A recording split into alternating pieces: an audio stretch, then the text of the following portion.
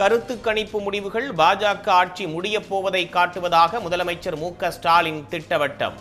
பாஜக ஆட்சி முடிவுக்கான கவுண்டவுன் தொடங்கிவிட்டதாகவும் உறுதி.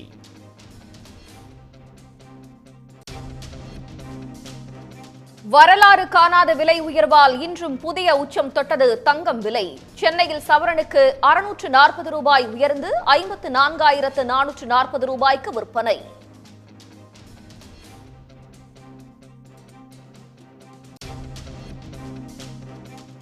வெள்ளியின் விலையும் இதுவரை இல்லாத வகையில் அதிகரிப்பு. சென்னையில் 1 கிராம் வெள்ளி ₹1.50 உயர்ந்து 90 ரூபாய்க்கு விற்பனை.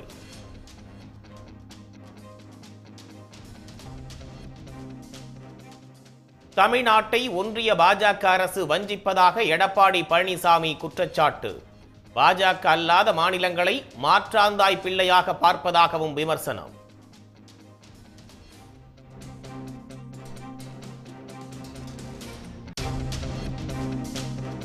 திருவண்ணாமலையில் எடப்பாடி பழனிசாமி பேச தொடங்கியதுமே வெளியேறிய கூட்டம்.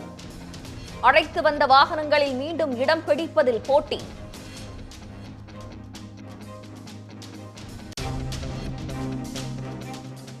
சாகும் வரை சர்வாதிகாரியாக பதவியில் இருக்க பிரதமர் மோடி விரும்புவதாக அமைச்சர் ராஜகண்ணப்பன் விமர்சனம். குன்னக்குடிக்கு அன்னக்காவடி எடுத்தாலும் தமிழ்நாட்டில் பாஜக ஜெயிக்க முடியாது எனவும் காட்டம்.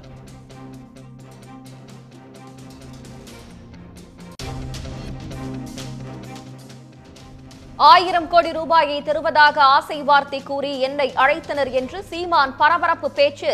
2026 அடுத்த முதலமைச்சர் என கூறியும் போகவில்லை என விளக்கம்.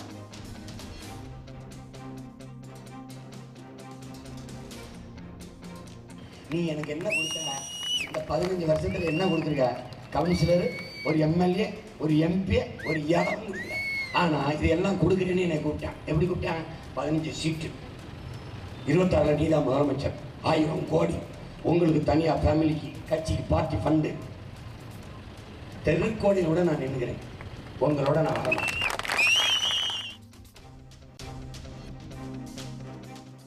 திருவள்ளூர் தொகுதி ஆரம்பாக்கத்தில் பெண்களுக்கு பாஜகவினர் பணப்பட்டுவாடா செய்த விவகாரம். பறக்கும் படை அதிகாரி அளித்த புகாரில் நொச்சிக்குப்பத்தைச் சேர்ந்த பாஜக பிரமுகர் மீது போலீசார் வழக்கு பதிவு.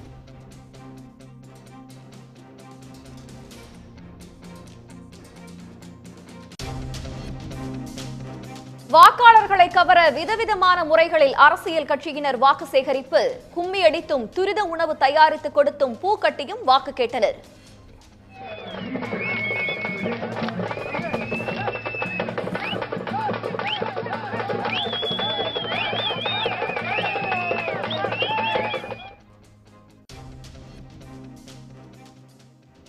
சென்னையில் பிரதமர் மோடி உருவம் பொறித்த தமிழ் புத்தாண்டு வாழ்த்து அட்டைகள் பெட்டி பெட்டியாக பறிமுதல்.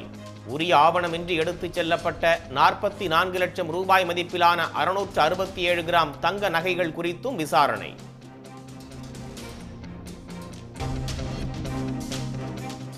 தேர்தல் விதிமீறல் புகாரில் ஈரோடு தொகுதி தமாக வேட்பாளர் விஜயகுமார் மீது வழக்கு பதிவு. ஜி.கே. வாசன் பிரச்சாரத்தின் போது விதிகளை மீறி கட்சி கொடிகளை கட்டிய புகாரில் நடவடிக்கை.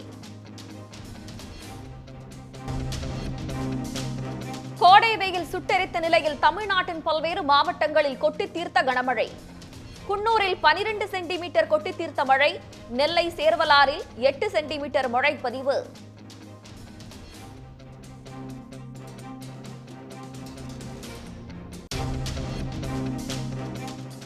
தென்காசி சுற்றுவட்டாரத்தில் பெய்த திடீர் கோடை மழையால் குற்றால அருவிகளில் நீர்வரத்து அதிகரிப்பு. அருவிகளில் குளித்து சுற்றுலா பயணிகள் மகிழ்ச்சி. உடனுக்குடன் செய்திகளை தெரிந்து கொள்ள சன் நியூஸ் பெல் ஐகானை கிளிக் பண்ணுங்க.